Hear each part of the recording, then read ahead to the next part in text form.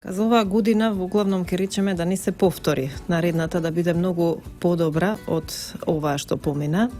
Иако како служба се трудевме на секој можен начин да го постигнеме она што го имаме како цел, односно да имаме квалитетна здравствена заштита до сите и да сме достапни до сите граѓани.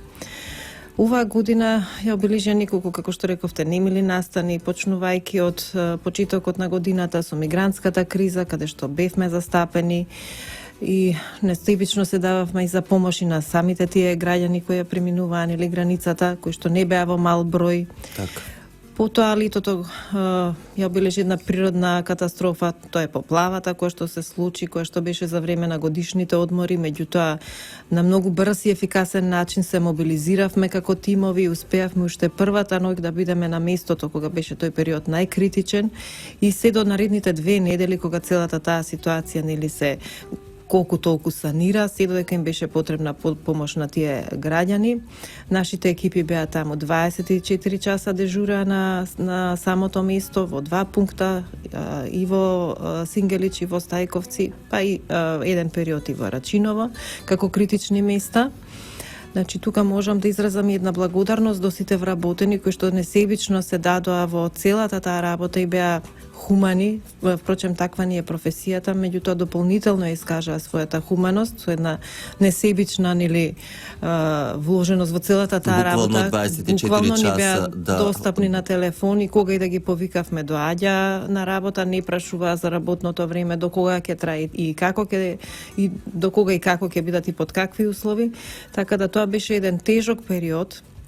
И кога сите таа работа нели се смири, започнаа серијата на земјотреси кои што мораме да признаеме дека доста вознемирувачки делува и на нашите граѓани, на сите нас, така да имавме доста јавувања од граѓани, интервенции на лице место, значи тука имавме еден пик на зголеменост на работа и во тој период не знаејќи нели како ќе се одвиваат сите тие работи, и тука имавме некои мобилизирани додатни екипи затоа што не се знаеше нели тие денови што ќе се случи во тие потреси.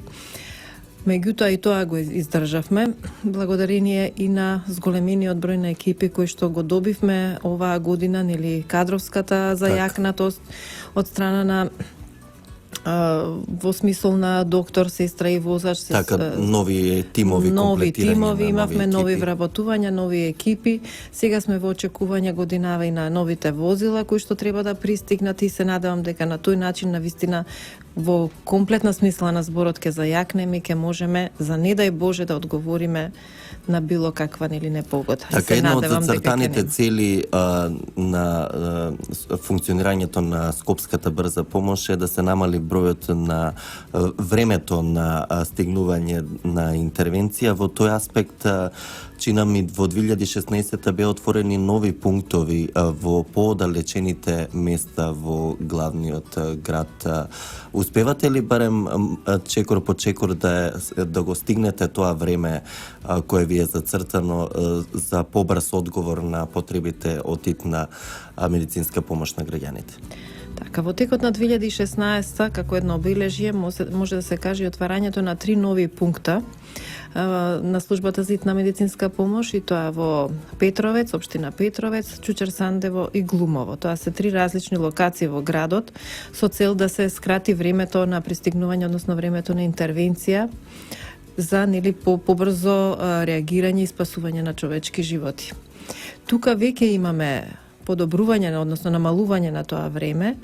И според она статистика која што имаме, а правиме неделни извештаи за тоа колку интервенции имаме и за колку време се пристигнува на самото место, веќе тоа време успеавме за 5-6 минути да го скратиме и се надевам дека кога ќе зајакнеме и плюс со возила и дополнителни екипи, дека тоа и уште повеќе може да се скрати време. Меѓутоа, успех е и тоа, 6 минути и 7 веќе се скратува, не е мал период кога може навистина да се драгоцени и да се реагира на време. И мислам дека се намалува се повеќе оној број на незадоволни граѓани, односно корисници кои што се на здравствените услуги кои што се незадоволни, така да напротив имаме и доста благодарници, пофалници, јавувања на телефон во еден знак на задоволство од нашите корисници. Така, тоа е добро да се слушне дека навистина работите во служба на граѓаните, а граѓаните се задоволни, да се надеваме дека и 2017 ќе бидете уште подобри, ќе имате уште позначителни резултати и поголемо задоволство кај граѓаните, но кога сме кај граѓаните и функционирањето на службата за итна медицинска помош, дали во 2016 година се подобри она сообраќајна култура во однос на давање предност на возила на Скопската брза помош кога транспортираат или одат на повик за итен случај? Да, зголемено е нивото на сообраќајна култура, значи се повеќе учесници во сообраќајот не пропуштаат, нели кога ние се движиме по сообраќајниците, тука можеби има удели проширувањето на самите улици во булевари, каде што се зголемува комодитетот на движење по улиците. Меѓутоа, пак ќе кажам, еден апел за да уште поголемо ниво на сообраќајна култура, затоа што сепак треба од страната на сите да имаме таква пропусливост на улиците, затоа што не вреди ако тројца, четворица не пуштат еден само да ни го блокира сообраќајот, да не можеме да се движиме понатака. Меѓутоа, мислам дека за одреден степен во споредба со претходниот период, изминатите години, тоа ниво е на повисока скала. Так, кога сме кај пропуштањето и кај гужвата на скопските улици и крстосници, секако годината која измина 2016 ја одбележа голем број на собери, на протести. Колку тоа ја отежнуваше дополнително работата на Скопската брза помош, доколку се блокирани улиците и каде што треба да се заокружи, да се изгуби дополнително време за да се стигне на повикот за спасување на нечи човечки живот или да им се помогне на некои луѓе кои бараат брза помош. Така, да. Секако имавме доста собери, како што рековте, доста време беа блокирани сообраќајниците, улиците, така да имавме пречки. Имаше и случај кога имавме и незгода и вербален дуел со нашите возачи, со оние кои што нели протестира или кои што се собира, така да имавме полемики околу тоа дали да се пропушти возилото, дали да не се пропушти, меѓутоа сметам дека тоа е голема грешка, дека сепак кога ќе се види возило на итна медицинска помош, нечи живот е во прашање, не знаеме кој е во тоа возило и дека секако секој е дојден за некоја своја потреба, меѓутоа дека треба да постои една хуманост и да се пропушти возилото во секој поглед за да тоа возило стигне на време. Колку овие собери ги преоптеретија службите и дежурните екипи, предпоставувам дека на секој собер дополнително се испраќа и екипа, так.